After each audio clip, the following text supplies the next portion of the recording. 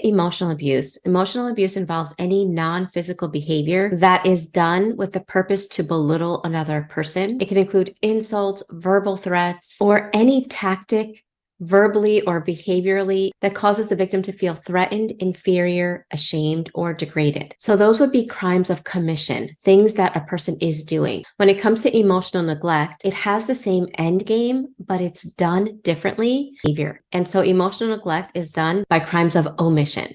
What is omitted from the relationship that should be there? And so by definition, emotional neglect is a relationship pattern where an individual's emotional or affectional needs are consistently disregarded, ignored, invalidated, or unappreciated by a significant other, whether it's by a parent, family member, or a romantic relationship. As we wind up in romantic relationships that play out similar patterns in our childhood, because emotional neglect was familiar, it woke up things in me that made it difficult for me to understand what was happening. And we wind up showing up from those childlike pieces of us in relationships, because when it happened in childhood, what did we do?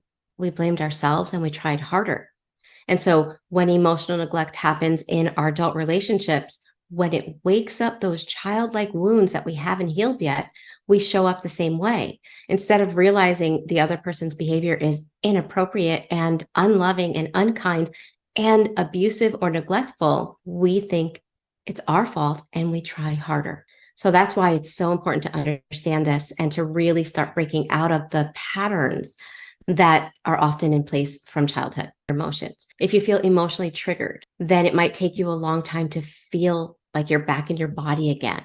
Another way this shows up in narcissistic relationships is when you can't feel comfortable, grounded, or feeling at peace inside unless or until the other person is happy or is content in some way, shape, or form. For example, if the narcissist gets very angry, even if it's for a reason that doesn't make sense, it's very unsettling inside. It's very difficult for you to feel okay. You don't feel safe until or unless they are okay. So the reason that happens is because if you had a narcissistic parent in childhood or in an adult relationship, that person never validates your feelings.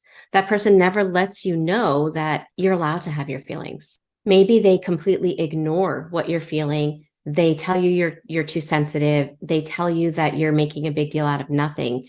And so your feelings are never mirrored. Your feelings are never worked through. And so your emotions and your emotional needs are so disregarded and they're treated so poorly that you never learn how to be with your own feelings, how to emotionally regulate yourself, because you've never had that done in childhood. And sadly, that comes into relationships. And there's nothing a narcissist likes more than to regulate your emotions for you, because they need to regulate you to regulate themselves. And so it just becomes a big mess. Constantly have this feeling of emptiness or numbness. It can look different from person to person, but it's as if there's a piece of you that is just not there, a piece of you that feels disconnected. And this leads you to feeling like you're drifting in life or on autopilot, this feeling that there's something missing inside of you. When you're in relationships with covert narcissists that make you feel like your feelings are bad, your brain and your nervous system rewire around your emotions. They help you to live life not feeling, not because your brain and your nervous system is your enemy, but because it thinks it's helping you. If emotions caused you shame, caused you to feel rejection, especially by your parents, then your brain and your nervous system are all about survival, and they rewired around your emotions. And then we grow up as adults and we're like, where's the emotional defibrillator, right? We feel disconnected from ourselves. There's an aversion to depending on other people. If you had a narcissistic parent in childhood that you could not depend on, they were not there to meet your emotional needs, then letting someone else in, allowing someone to be there for you emotionally can be extremely uncomfortable. The people that you would expect to be there for you emotionally never were. This creates an overcoupling in your nervous system where trusting others, letting others be there for you was met with a lot of pain, and that gets locked in your nervous system. And so you go to be in relationships and it's extremely difficult. Sometimes the only thing that feels safe is isolation. Another sign is you have a critical self-perception. Remember, in childhood, if you had a narcissistic parent that never mirrored you, that never showed you that you mattered simply by giving you attention, attunement, validation, by removing those things from that relationship, it causes you to create a negative self-image of yourself. You don't see any good in yourself. You have negative beliefs like, I don't matter. I'm unworthy. If you start to be successful in your adult life, you can often feel like you have imposter syndrome. Because again, in childhood, we need that validation. And it should exist in relationships, but in childhood, it's a necessity. A child can't validate themselves. And so without validation, without mirroring, without attunement, without having your emotions matter to somebody else, it's very difficult to be able to do that for yourself in your adult life because you didn't experience it in your childhood. You wind up putting everyone up here and yourself way down at the bottom. Lack of self-compassion. So again, with emotional neglect, maybe the abuser never says anything horrible to you, but they also don't extend compassion, acceptance, unconditional love. And it can be done in so many covert ways.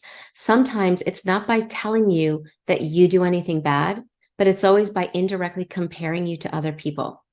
That will compare siblings. Well, your brother or your sister is like this, and they're amazing, but they don't have to because the child is going to take that in as something negative. I know in-laws that use that same logic with their daughter or son-in-laws, where they will highlight all their other children-in-laws as if they're amazing, and then simply not say anything to that one that they're talking to. Now, again, they're not saying anything bad.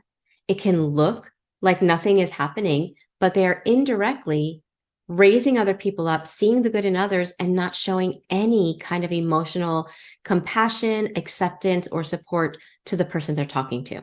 And in narcissistic family systems, if you're the target of that system, what you'll notice is that the covert narcissists, they give compassion to other people. They just don't give it to you. And so if you're around that for a long time, you wind up internalizing that.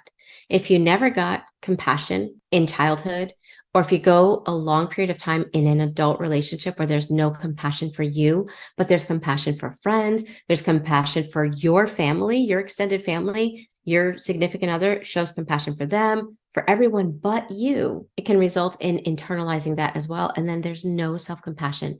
And it's a lack of compassion. And again, it's damaging to you because of how it causes you to treat yourself. You wind up giving compassion to everyone but you, just like the narcissist did, right? They gave compassion to everyone but you. As a result, you probably struggle with boundaries. You probably take on way more than feels good for you. But since you don't have that compassion for self, you don't listen to yourself. You listen to other people's needs and not your own. Something else that I see a lot is when somebody's been through emotional neglect, they struggle with guilt, shame, and self-blame. The reason that you wind up feeling so much guilt and shame is because, again, with covert narcissists, it's not that they tell you that you don't matter or that your needs or emotions don't matter. They show it through what they don't do. If you put down a boundary, they may not tell you that you're a bad person, but they'll say something like, oh, you don't love me. You do that. That's a lack of love. I don't feel loved when you do that. And so they twist a healthy behavior and they make it sound like it's a bad behavior, like you're not giving enough, like you're not thinking about them.